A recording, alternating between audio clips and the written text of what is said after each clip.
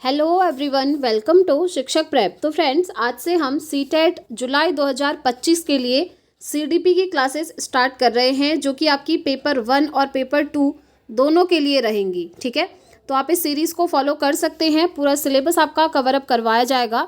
तो आज हमारी फर्स्ट क्लास है सीडीपी की, जिसमें हम पढ़ने वाले हैं सबसे पहला आपका चैप्टर जो है वृद्धि एवं विकास, यानी कि ग्रोथ एंड डेवलपमेंट। ठीक है, डिटेल में समझेंगे। और साथ ही साथ आप जानते हैं फ्रेंड्स, हमारी पेपर 2 की साइंस की क्लासेस भी चल रही हैं। तो अगर आप साइंस की भी प्रिपरेशन करना चाहते हैं तो क्लासेस को फॉलो कर सकते हैं।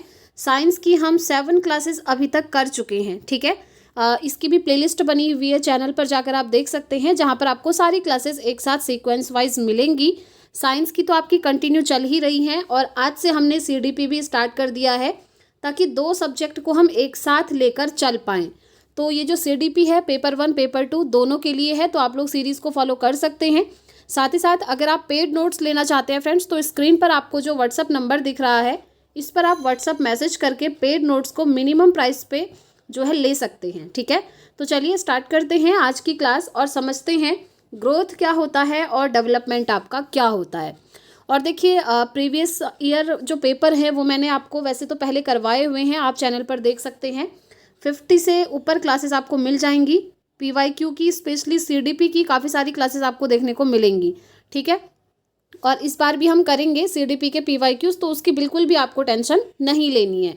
बाकी अगर आपका कोई भी डाउट है तो आप कमेंट बॉक्स में पूछिएगा, या फिर आप हमें टेलीग्राम पर भी ज्वाइन कर सकते हैं। टेलीग्राम का लिंक आपको इसी वीडियो के नीचे डिस्क्रिप्शन बॉक्स में दिया हुआ है। तो चलिए स्टार्ट करते हैं आज फर्स्ट क्लास सीडीपी की, और समझते हैं कि वृद्धि और विकास क्या होता है। तो यहाँ पर आप देख सकते हैं, विकास सतत रूप से चलने वाली प्रक्रिया है, जिसमें गुणात्मक और परिमाणात्मक यानी कि मात्रात्मक परिवर्तन आते हैं। ठीक है, ये जो आपका विकास है यानी कि डेवलपमेंट है, ये क्या है? एक सतत रूप से चलने वाली प्रक्रिया है, जो आपकी वोम्ब से लेकर टोम्ब तक चलती है, यानी कि गर्भ से लेकर कब्र तक चलती है। ये निरंतर चलता रहता है।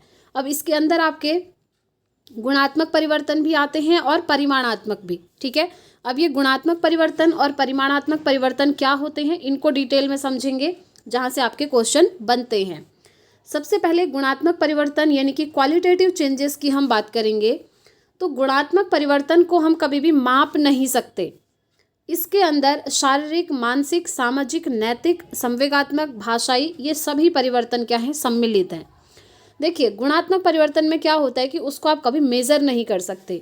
क्या आपने कभी ये सुना है कि किसी बच्चे का जो दिमाग है, मानसिक स्तर है, इतना किलो है?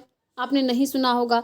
क्या आप कभी किसी का जो नैतिक विकास होता है उसको आप माप सकते हैं कि कितना % इसने नैतिक विकास किया है? नहीं माप सकते। ठीक है, तो जो गुणात्मक परिवर्तन होता है उसको हम माप नहीं सकते हैं। उसके अंदर ये सारी चीज़ें आती हैं आपकी। एक तो आपका मानसिक हो गया, ठीक है, यानी कि मेंटल हो गया। दूसरा आपका सोशल हो गया, मोरल हो गया, इमोशनल हो गया, और लिंग्विस्टिक चेंजेस हो गए। तो ये सारे जो चेंजेस है गुणात्मक परिवर्तन के अंदर आते हैं। लेकिन जो दूसरा आता है ना फ्रेंड्स, यहाँ पर मात्रात्मक परिवर्तन, ये ऐसे परिवर्तन होते हैं जिसको आप माप सकते हैं। ठीक है, देखिए, मात्रात्मक परिवर्तन को आप माप सकते हैं। इसके अंदर क्या आता है? शारीरिक परिवर्तन, जैसे हाइट, वेट और शेप। इस चीज़ को तो आप माप ही सकते हैं, है ना? आप अपनी हाइट को माप सकते हैं, मेज़र कर सकते हैं। आपका वेट कितना किलो है, ये तो आप मेज़र करते ही हैं, माप सकते हैं। शेप भी माप सकते हैं बॉडी का। ठीक है, तो ये तीनों क्या हैं? आपके मात्रात्मक परिवर्तन हो गए, यानी कि क्वांटिटेटिव चेंजेस हो गए। बस डिफरेंस इतना ही है कि गुणात्मक परिवर्तन में आप इन चीज़ों को माप नहीं सकते हैं, और गुणात्मक परिवर्तन के अंदर आपका शारीरिक परिवर्तन, मानसिक परिवर्तन, सामाजिक, नैतिक, संवेगात्मक, भाषाई, सभी प्रकार के जो परिवर्तन होते हैं वो गुणात्मक के अंदर शामिल होते हैं। लेकिन मात्रात्मक परिवर्तन में सिर्फ और सिर्फ क्या होता है? शारीरिक परिवर्तन आता है, जिसमें हमारी बॉडी का हाइट हो गया, बॉडी का वेट हो गया, बॉडी का शेप हो गया, जिनको हम माप सकते हैं। बस ये डिफरेंस आपको याद रखना है, और आई होप आप समझ भी गए होंगे। ठीक है, तो हम क्या पढ़ रहे थे? हम पढ़ रहे थे विकास के बारे में। तो विकास के अंदर हमने पढ़ा कि गुणात्मक परिवर्तन भी आ गए और परिमाणात्मक भी आ गए, यानी कि क्वालिटेटिव चेंजेस भी आ गए और क्वांटिटेटिव चेंजेस भी आ गए। ठीक है, और परिमाणात्मक को हम मात्रात्मक भी कहते हैं। इसके 2 नाम हैं, याद रखिएगा। देखिए, चाहे आप हिंदी मीडियम के स्टूडेंट हो या फिर इंग्लिश मीडियम के, ये क्लासेस दोनों को इक्वली जो है हेल्प करेंगी, क्योंकि यहाँ पर आपको ओरली इंग्लिश में भी बताया जाएगा और हिंदी में भी। ठीक, चलिए आगे बढ़ते हैं। ये आप समझ गए वृद्धि क्या होती है, सॉरी विकास क्या होता है। ठीक है, विकास हम पढ़ रहे हैं अभी। तो इसमें आता है कि डेवलपमेंट चेंजेस आर प्रोग्रेसिव, यानी कि जो विकास में चेंजेस होते हैं आपके वो क्या होते हैं, प्रोग्रेसिवली होते हैं, ऑर्डरली होते हैं, सीक्वेंशियल होते हैं, मतलब एक सीक्वेंस में होते हैं। ऐसा नहीं कि आज परिवर्तन हुआ कल को परिवर्तन नहीं हो रहा है, एक दिन हो रहा है दूसरे दिन नहीं हो रहा, ऐसा नहीं होता है। जैसे एक बच्चा, छोटा बच्चा है, जब उसका जन्म होता है तो धीरे धीरे उसमें क्या होता है, वो बड़ा होता जाता है। ऐसा नहीं होता कि एक दिन वो थोड़ा बड़ा हो रहा है दूसरे दिन रुक जा रहा है, ऐसा नहीं होता है। ठीक है, तो इसीलिए कहा गया है कि जो डेवलपमेंट चेंजेस होते हैं, विकास के अंदर बदलाव होते हैं, वो क्या होते हैं, प्रोग्रेसिव होते हैं, ऑर्डर एक और सीक्वेंस में होते हैं। ठीक है, एक ऑर्डर में होते हैं। अब आप इसको याद कैसे रखेंगे, ट्रिक यहाँ पर दी हुई है, POS, P for progressive, O for orderly and S for sequential. तो इस तरीके से क्या होता है, आपका विकास होता है। चलिए आगे बढ़ेंगे। नेक्स्ट पॉइंट है, विकास गर्भ से कब्र तक होता है, वोम टू टोम्ब होता है, जो कि मैंने आपको स्टार्टिंग में ही बताया। जब बच्चा माँ के गर्भ में है, जब वो पैदा भी नहीं हुआ है, जब माँ के गर्भ में है, तब से लेकर कब्र तक यानी कि टोम्ब तक, जब तक वो जो है उसकी डेथ नहीं होती, तब तक उसका क्या है, डेवलपमेंट होता रहता है। लेकिन अगर मैं बात करूँ किसकी, मात्रात्मक जो परिवर्तन हमने पढ़ा, जिसमें हमने पढ़ा बॉडी का हाइट, हाइट तो ज़िंदगी भर नहीं बढ़ती है ना। बॉडी का जो शेप है ज़िंदगी भर चेंज नहीं होता है। एक ऐसा लेवल आता है जहाँ पर वो रुक जाता है, आपकी हाइट बढ़नी स्टॉप हो जाती है। ठीक है, वो आता है आपका वृद्धि के अंदर। अभी हम इसको भी पढ़ेंगे। पहले आप विकास के टर्म को समझ लीजिए। विकास में हम पढ़ रहे हैं और विकास में हमने यहाँ तक समझ लिया कि विकास क्या होता है, उसके अंदर कौन कौन से परिवर्तन आते हैं। नैतिक परिवर्तन, भाषाई, संवेगात्मक, मानसिक, सामाजिक, सारे परिवर्तन आ जाते हैं विकास के अंदर। और विकास क्या होता है, एक ब्रॉड टर्म है, एक बड़ा रूप है। ठीक है, विकास का क्षेत्र बड़ा यानी कि ब्रॉड होता है, और वृद्धि विकास का ही एक छोटा हिस्सा होती है। चैप्टर का नाम क्या था, विकास एवं वृद्धि। ठीक है, डेवलपमेंट और ग्रोथ। डेवलपमेंट हमने पढ़ लिया, अब हम पढ़ रहे हैं ग्रोथ। तो इन दोनों में एक डिफरेंस यहाँ पर दिया हुआ है कि जो विकास है वो एक ब्रॉड टर्म होता है, बड़ा टर्म होता है, और अगर वृद्धि की बात करें, ग्रोथ की बात करें, तो ये एक छोटा सा टर्म होता है विकास के अंदर। यहाँ पर लिखा भी है कि जो वृद्धि है वो विकास का ही एक छोटा सा हिस्सा है। इस तरीके से आप समझ सकते हैं। देखिए, development is greater than growth, यहाँ पर ये साइन आप देख रहे हैं, इसका मतलब ही ये है कि विकास क्या होता है, बड़ा होता है, और जो ग्रोथ होती है वो छोटी होती है। ठीक है, ग्रोथ को हम हिंदी में वृद्धि या फिर अभिवृद्धि भी कहते हैं, ये आपको याद रहे, क्योंकि हिंदी वाले स्टूडेंट्स कंफ्यूज हो सकते हैं कि हमें तो अभिवृद्धि पढ़ना है। तो अभिवृद्धि और वृद्धि एक ही चीज़ है जिसे हम ग्रोथ कहते हैं। तो आप समझ गए विकास क्या होता है। अब समझेंगे वृद्धि क्या होता है। ठीक है, जैसा कि हमने देखा, वृद्धि जो है विकास का ही एक छोटा सा रूप है। इसके अंतर्गत सिर्फ मात्रात्मक परिवर्तन आते हैं जिनको हम माप सकते हैं, जैसे हमारी बॉडी की हाइट, बॉडी का वेट और बॉडी का शेप।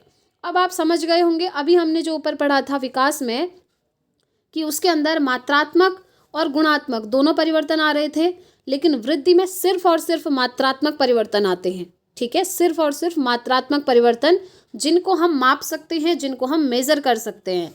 और उसमें क्या आता है, आपकी बॉडी की हाइट कितनी है इसको आप माप सकते हैं, अपनी बॉडी का वेट आप माप सकते हैं, बॉडी का शेप भी माप सकते हैं। ठीक हो गया, ये वृद्धि के अंदर हो गया। वृद्धि एक समय यानी कि एक मैच्योरिटी पर आकर रुक जाती है। जैसे मैंने आपको कहा, आपकी जो हाइट है क्या वो ज़िंदगी भर बढ़ते रहती है, नहीं। एक टाइम ऐसा आता है, मैच्योरिटी का एक लेवल ऐसा आता है जब बॉडी की हाइट बढ़ना रुक जाता है। ठीक है, ऐसे ही बॉडी का जो वेट है ज़िंदगी भर बढ़ता नहीं रहता है, एक टाइम के बाद वेट जो है उतना बढ़ना रुक जाता है। ठीक है, ऐसे ही बॉडी का शेप भी है। तो इन चीज़ों को हम माप सकते हैं। और वृद्धि आपकी कभी भी गर्भ से कब्र तक नहीं चलेगी। वृद्धि कब तक चलेगी, वृद्धि आपकी एक मैच्योरिटी आने पर रुक जाती है, ये आप समझ गए हैं। ठीक है, जैसे बॉडी की हाइट, बॉडी का वेट, ये सारी चीज़ें। लेकिन हमने जो अभी विकास में पढ़ा था, सामाजिक परिवर्तन, नैतिक परिवर्तन, आपका चारित्रिक परिवर्तन, भाषाई परिवर्तन, उसकी कोई एज नहीं होती कि एक मैच्योरिटी पर वो आपका नहीं होगा, ऐसा नहीं होता। वो आपका गर्भ से कब्र तक चलता है, वोम टू टोम्ब चलता रहता है। ठीक है, क्योंकि देखिए हम जब समाज में रहते हैं, अलग अलग जगह कभी भी जाते हैं, तो हमें कुछ ना कुछ चीज़ें सीखने को मिलते रहती हैं। तो वो सब आपका विकास के अंदर आ गया, और वृद्धि क्या हो गया, विकास का एक छोटा सा हिस्सा हो गया। ठीक है, ये आप देख सकते हैं यहाँ पर अभिवृद्धि और विकास को लेकर एक यहाँ पर स्ट्रक्चर आप देख पा रहे होंगे। सबसे पहले एक छोटा बच्चा है, उसका जन्म हो रहा है, वो थोड़ा बड़ा हो गया, फिर थोड़ा और बड़ा हो गया। ठीक है, ये बड़ा हो गया।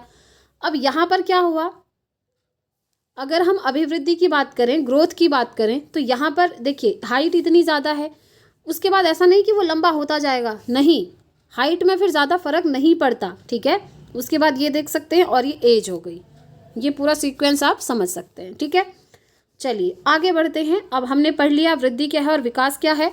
आई थिंक अब उसमें आपको कोई कन्फ्यूज़न नहीं होनी चाहिए। बहुत मज़ा आने वाला है फ्रेंड्स। आप एक नोटबुक पकड़िए अच्छे पेजेस वाली, ये नोट्स आप बनाते हुए चलिए, वीडियो को देखते हुए चलिए। पूरा सिलेबस मैं कवर कराऊंगी, बिलीव मी। और ये नोट्स जो हैं आपको सिर्फ सीटेट में ही नहीं, बाद में अगर आप KVS DSSB वगैरह एग्जाम देंगे वहाँ भी आपको हेल्प करेंगे। ठीक है, और एकदम ट्रिक के साथ हम समझने वाले हैं। अभी तो आया ही नहीं है ट्रिक वाली चीज़ें। ये देखिए एक ट्रिक वाला यहाँ पर आ चुका है, और जितना भी नोट्स यहाँ पर आप देख पा रहे हैं, ये टू द पॉइंट, एग्जाम के पॉइंट ऑफ व्यू से इंपॉर्टेंट है। एक्स्ट्रा चीज़ें कुछ भी ऐड नहीं करी गई हैं। तो चलिए देखते हैं विकास के आयाम। नेक्स्ट यहाँ पर आता है topic broad domain of development. ठीक है, डेवलपमेंट के डोमेन कौन कौन से हैं, विकास के आयाम कौन कौन से हैं। तो सबसे पहले आपको याद रखना है विकास के निम्नलिखित 4 आयाम हैं, और इन आयाम को याद करने की ट्रिक जो है आपके सामने है। बहुत ईजी है। ट्रिक क्या है, PCSE। ये अगर आप PCSE आपने याद रख लिया तो विकास के आयाम आपको याद हो गए, यानी कि डेवलपमेंट के डोमेन आपको याद हो गए। P for physical development, C for cognitive development, S for social development, E for emotional development. ठीक है, तो इस तरीके से ट्रिक के साथ आप याद रख सकते हैं। और हिंदी में फिजिकल डेवलपमेंट मतलब होता है शारीरिक विकास, इमोशनल डेवलपमेंट मतलब होता है सामवेगिक विकास, कॉग्निटिव डेवलपमेंट होता है संज्ञानात्मक विकास, और सोशल डेवलपमेंट होता है सामाजिक विकास। तो इस तरीके से ये विकास के क्या हो गए, 4 आयाम हो गए।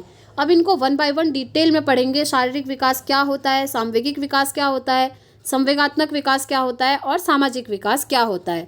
और इन्हीं से आपके सीटेट में क्वेश्चन बनते हैं। तो चलिए स्टार्ट करते हैं और 1 बाय 1 इनको डिटेल में समझते हैं। तो सबसे पहले आता है आपका शारीरिक विकास, यानी कि फिजिकल डेवलपमेंट। ये क्या होता है, देखिए इसके अंतर्गत शरीर की हाइट, शरीर का वेट, शरीर का साइज, शरीर का शेप, ये सभी आते हैं। ठीक है, शारीरिक विकास में क्या आता है, आपकी बॉडी की जो हाइट है, वेट है, साइज है, शेप है, ये सब आपका शारीरिक विकास के अंदर आता है। अब एक इंटरेस्टिंग चीज़ है मोटर डेवलपमेंट। आई थिंक ये आप फर्स्ट टाइम सुन रहे होंगे, ये बहुत इंपॉर्टेंट है। ये सीटेट में पूछा जाता है एग्जाम में। मोटर डेवलपमेंट को हिंदी में कहते हैं गतिक विकास। तो गतिक विकास भी आपका शारीरिक विकास का ही हिस्सा है, ये याद रखिएगा। मोस्ट इम्पॉर्टेंट इसको आप कर सकते हैं।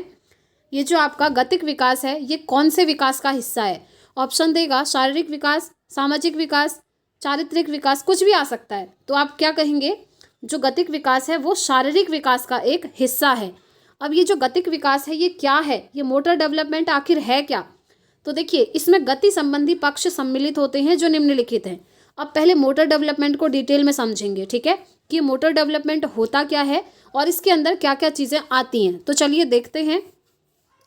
मोटर डेवलपमेंट में 2 चीज़ें आती हैं जो कि आप स्क्रीन पर देख पा रहे होंगे।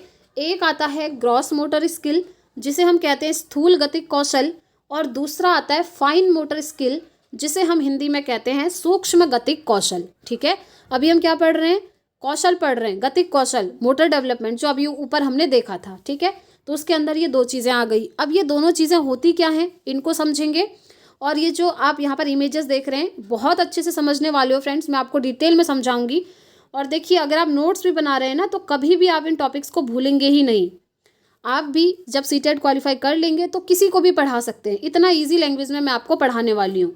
तो देखिए सबसे पहले ग्रॉस मोटर स्किल पढ़ेंगे, स्थूल गतिक कौशल। ये क्या होता है, इसमें शरीर की बड़ी मसल्स, यानी कि जो बड़ी बड़ी मांसपेशियां होती हैं वो प्रयोग की जाती हैं। जैसे आर्म्स की मसल हो गई, लेग्स की मसल्स हो गई। ठीक है, अब क्वेश्चन कैसे बनता है, क्वेश्चन ऐसे बनता है, आपको एक एग्जांपल दिया जाएगा कि एक बच्चा रनिंग कर रहा है, दौड़ रहा है, तो उसकी ग्रॉस मोटर स्किल यूज़ हो रही है या फाइन मोटर स्किल यूज़ हो रही है। तो आप कहेंगे उसकी ग्रॉस मोटर स्किल यूज़ हो रही हैं। पूछा हुआ क्वेश्चन है रिसेंटली सीटेट में, ठीक है। तो ग्रॉस मोटर स्किल में क्या होता है, इसमें आपकी बॉडी की बड़ी बड़ी मसल्स यूज़ होती हैं।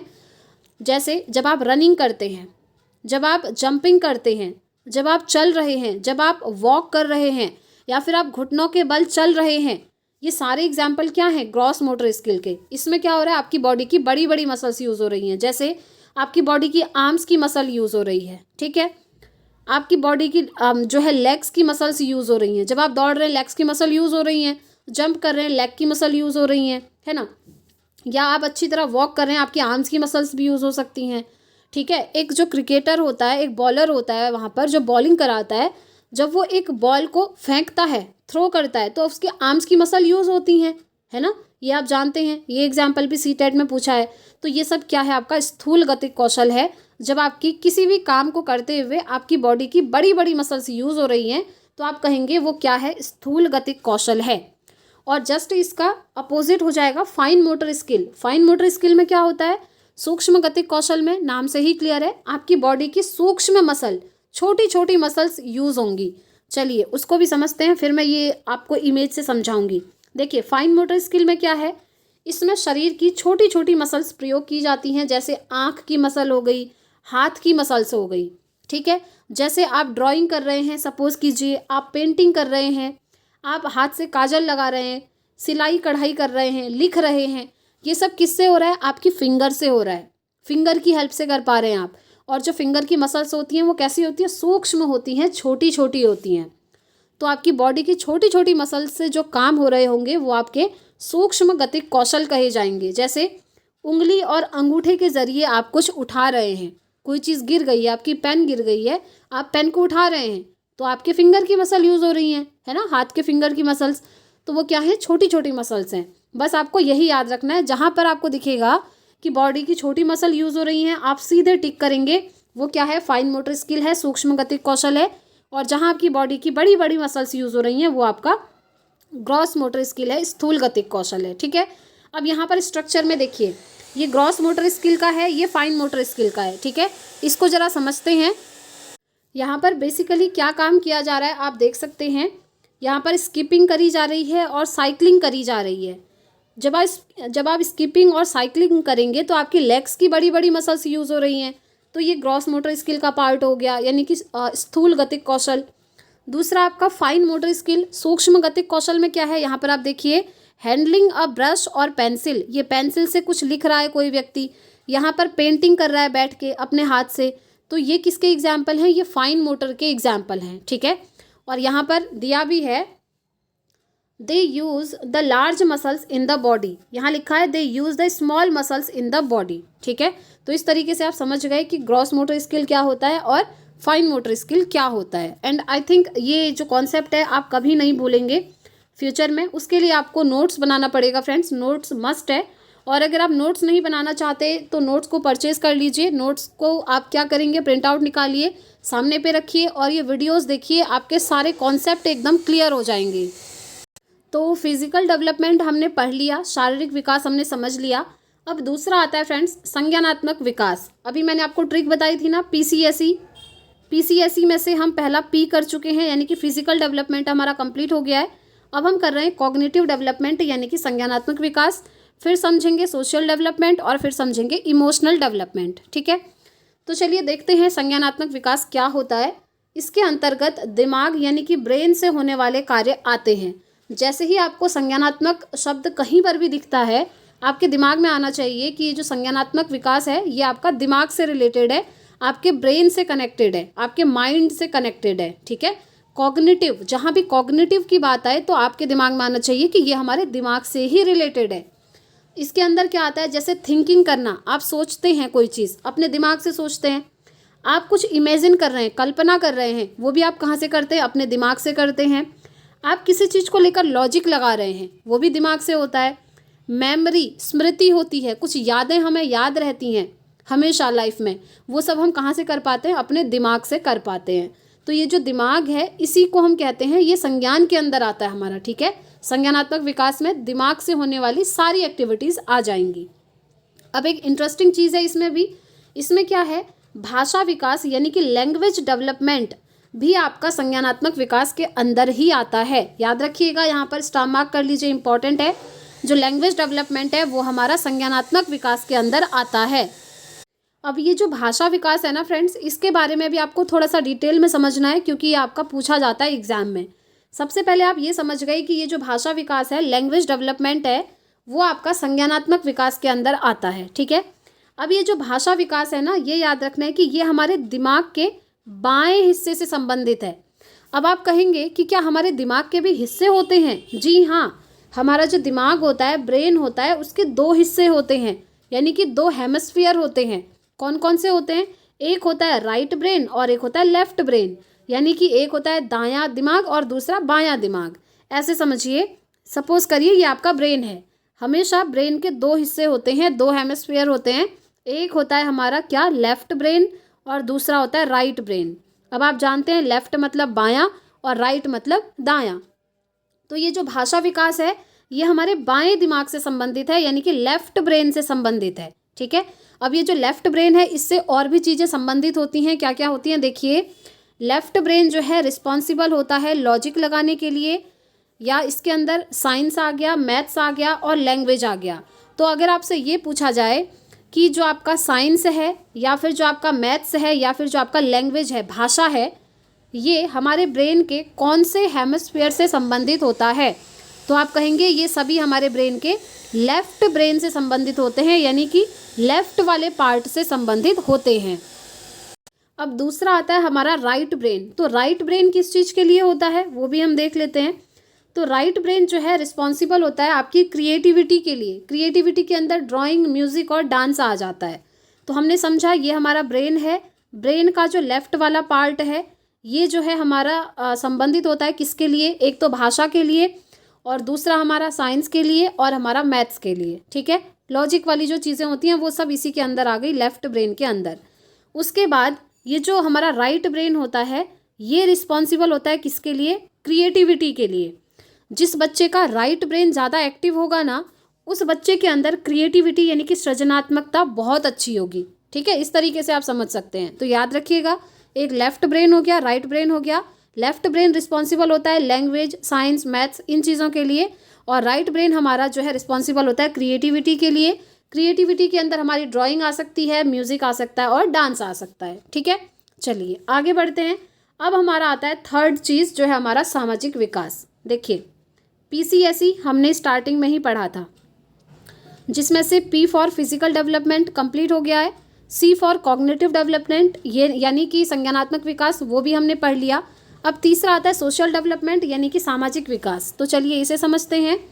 सामाजिकरण बचपन से लेकर मृत्यु तक चलने वाली एक आजीवन प्रक्रिया है। देखिए, सामाजिक विकास कहने का मतलब है जैसे आप समाज में जाते हैं, कोई नई नई चीज़ें सीखते रहते हैं। ऐसा तो नहीं होता कि एक फिक्स्ड एज तक ही आप चीज़ों को सीखेंगे समाज से, ऐसा नहीं होता। जब तक आप जिंदा हैं पृथ्वी पर तब तक आप समाज से नई नई चीज़ें सीखते रहते हैं, है ना। तो इसीलिए कहते हैं कि बचपन से लेकर के मृत्यु तक जो है सामाजिक विकास हमारा होता रहता है। नेक्स्ट पॉइंट है, समाज के अंतर्गत निहित नियमों का अनुपालन करना इसी के अंदर आता है। इसी के अंदर आएगा। सामाजिक विकास समाज से ही कनेक्टेड है, तो समाज के अंदर जितने भी नियम कानून वगैरह बनाए हैं जिनका आप पालन करते हैं वो सब आपके सामाजिक विकास के अंदर ही आते हैं। नेक्स्ट है नैतिक विकास यानी कि मोरल डेवलपमेंट भी इसी से संबंधित है। याद रखिएगा, ये इंपॉर्टेंट है। ठीक है, सबसे पहले हमने शारीरिक विकास पढ़ा, वो जो है हमारा उसके अंदर क्या आता है, गतिक कौशल, मोटर डेवलपमेंट उसके अंदर आ गया। उसके बाद हमने कॉग्निटिव डेवलपमेंट पढ़ा यानी कि संज्ञानात्मक विकास, उसके अंदर हमारा क्या आया, अभी जस्ट मैंने आपको बताया था लैंग्वेज डेवलपमेंट, भाषाई विकास, वो उसके अंदर आ गया। थर्ड जो हम सामाजिक विकास पढ़ रहे हैं इसके अंदर क्या आ रहा है, हमारा नैतिक विकास आ रहा है। ठीक है, मोरल डेवलपमेंट, आपके अंदर जो भी मोरल वैल्यूज़ वगैरह हैं वो सब आपका सामाजिक विकास का हिस्सा माना जाता है।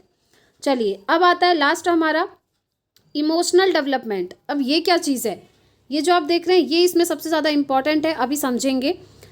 नेक्स्ट आता है इमोशनल डेवलपमेंट यानी कि सामवेगिक विकास। देखिए संवेग क्या होते हैं ना, सामवेगिक विकास। सामवेगिक विकास हमारे संवेगों को जानने और उन्हें मैनेज करने के बारे में होता है, यानी कि उनको नियंत्रित करने के बारे में होता है। अब ये संवेग आखिर होते क्या हैं, संवेग होते हैं हमारे मन के इमोशन, जैसे किसी से प्रेम करना, गुस्सा आना, किसी चीज़ से डर लगना, ये सब क्या है, हमारे अंदर के संवेग हैं। और ये संवेग हर व्यक्ति में अलग अलग होते हैं, ठीक है। ये संवेग क्या होते हैं, हर व्यक्ति में अलग अलग होते हैं, ये आपको याद रखना है। जैसे कोई व्यक्ति ऐसा होता है जिसे छोटी सी बात पर बहुत जल्दी गुस्सा आ जाता है। कुछ व्यक्ति ऐसे होते हैं जिनको गुस्सा बहुत कम आता है ना। कुछ लोग ऐसे होते हैं जो सभी लोगों से प्रेम करते हैं, कुछ लोग ऐसे होते हैं जो सभी से प्रेम नहीं कर पाते हैं, कुछ ही उनके क्लोज्ड होते हैं, उनसे ही वो प्रेम करते हैं। तो जो गुस्सा आना, प्रेम करना, किसी चीज़ से डर लगना, ये सब क्या है, हमारे अंदर के इमोशन हैं। तो जब आप अपने इमोशन को जानने लगते हैं और उनको नियंत्रित करना सीख लेते हैं तो उसे हम कहते हैं सामवेगिक विकास, यानी कि इमोशनल डेवलपमेंट। ठीक हो गया। चलिए, अब ये जो इम्पॉर्टेंट है वो ये है कि संवेग यानी कि इमोशन और जो संज्ञान है यानी कि कॉग्निशन है, ये एक दूसरे को प्रभावित करते हैं। Emotions and cognitions are bidirectionally interrelated. ठीक है, द्विदिशात्मक इसको हम कहते हैं। जो हमारा संवेग है और जो संज्ञान है एक दूसरे को द्विदिशात्मक रूप से प्रभावित करते हैं। एक बार एग्जाम में पूछा था, बाई डायरेक्शनली की जगह लिख दिया था यूनि डायरेक्शनली एक दूसरे से संबंधित है या प्रभावित हैं, तो वो आपका सही नहीं है। यूनि डायरेक्शनली नहीं बल्कि बाई डायरेक्शनली होता है। अब ये है क्या चीज़, तो देखिए, संज्ञान मतलब क्या होता है, दिमाग। अभी मैंने आपको बताया था ना, संज्ञानात्मक विकास में मैंने आपको बोला था जहाँ भी संज्ञान वर्ड मिल जाए आपको हमेशा दिमाग में आ जाना है कि ये हमारे दिमाग से संबंधित है। तो हम कहेंगे कि हमारे जो संवेग हैं, इमोशन है और जो हमारा दिमाग है वो एक दूसरे को प्रभावित करता है। जी हाँ, बिल्कुल करता है। जैसे आपके एग्ज़ाम बहुत नज़दीक हैं, ठीक है, आपका दिमाग कह रहा है कि मुझे पढ़ना चाहिए, लेकिन आपके जो इमोशन हैं, आपके संवेग हैं, वो कह रहे हैं मुझे नहीं पढ़ना। जैसे घर में आपकी मम्मी पापा से किसी से लड़ाई हो गई, आपको बहुत, आप नाराज़ हो गए, आपको रोना आ रहा है, ठीक है, रोना क्या है, रोना एक संवेग है। अब उस सिचुएशन में क्या आप पढ़ाई कर पाएंगे, क्या आप अपना दिमाग, आप अपना संज्ञान यूज़ कर पाएंगे? नहीं कर पाएंगे, क्योंकि जब हमारे संवेग हमारे ऊपर हावी हैं, हम रो रहे हैं, तो हम पढ़ाई नहीं कर सकते, हमारा दिमाग नहीं चलेगा, है ना। तो इसीलिए हम कहते हैं कि संवेग और संज्ञान ये दोनों आपस में क्या होते हैं, एक दूसरे से संबंधित होते हैं। और कैसे होते हैं, बाई डायरेक्शनली संबंधित होते हैं। ठीक है, आई होप ये कॉन्सेप्ट आप समझ गए होंगे। जैसे आप एग्ज़ाम की प्रिपरेशन कर रहे हैं, उस टाइम पर अगर आप कुछ और चीज़ हो गई, आपके घर में कुछ हो गया, कुछ लड़ाई वगैरह हो गई आपकी, ठीक है, अब आप पढ़ाई पर फोकस ही नहीं कर पा रहे हैं। तो इसीलिए यही रीज़न है कि संज्ञान और संवेग कनेक्टेड होते हैं। तो अगर आप अच्छे से पढ़ना चाहते हैं तो इमोशनली आपको पहले स्ट्रांग होना पड़ेगा। आपने देखा होगा कई बार एग्ज़ाम में हम प्रिपरेशन बहुत अच्छे से करके जाते हैं, लेकिन हम उतना अच्छा परफॉर्म नहीं कर पाते। क्यों? क्योंकि हमारे मन में डर होता है कि यार मैं पास होंगी या नहीं होंगी, या मैं पास होऊंगा या फिर नहीं होऊंगा। ये जो डर है हमारे अंदर का इमोशन, ये हावी हो जाता है हमारे कॉग्निशन पे, हमारे दिमाग पे, हमारे संज्ञान पे, और हम उतना अच्छा एग्ज़ाम में परफॉर्म नहीं कर पाते। तो इसीलिए दोनों में बैलेंस बनाना बहुत ज़्यादा ज़रूरी है। और एग्जाम्पल के लिए याद रखें, सॉरी एग्जाम्पल के लिए नहीं, एग्ज़ाम के लिए याद रखें, ये क्या होते हैं, एक दूसरे के साथ बाई डायरेक्शनली इंटर कनेक्टेड होते हैं, या फिर आप कह सकते हैं इंटर रिलेटेड होते हैं, कुछ भी कह सकते हैं। ठीक है, एक दूसरे को प्रभावित करते हैं।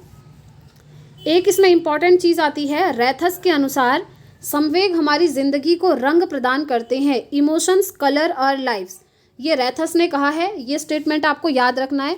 रैथस कहते हैं कि जो हमारे संवेग हैं, हमारे मन के संवेग हैं, वो हमारी ज़िंदगी में रंग भरते हैं, और जो कि बिल्कुल सही बात है। जैसे हम लोगों से प्रेम करते हैं, वो संवेग है, उससे हमें खुशी मिलती है ना, हमारी लाइफ में क्या है, जो है रंग प्रदान होते हैं, वही चीज़ है ये। ठीक है, तो इस तरीके से फ्रेंड्स आज की क्लास में हमने विकास को समझा।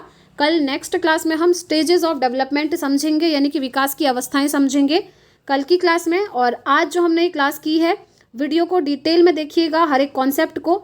साथ में अगर आप नोट्स लेना चाहें, नोट्स ले सकते हैं, आपको मिनिमम प्राइस पे मिल जाएगा। और बिलीव मी, एग्ज़ाम होने तक हम यहाँ पर पूरा सिलेबस इसका कवर करने वाले हैं।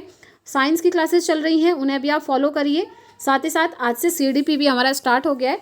तो अगर आपको वीडियो पसंद आई है तो प्लीज़ फ्रेंड्स वीडियो को लाइक ज़रूर करें और कमेंट करके बताएं कि आपको आज की क्लास कैसी लगी। तो इस वीडियो में इतना ही रखते हैं फ्रेंड्स। अब हम डेली इवनिंग में मिलेंगे, कल मिलेंगे इवनिंग में अपनी नेक्स्ट क्लास के साथ। तो इस वीडियो में इतना ही रखते हैं। Thanks for watching.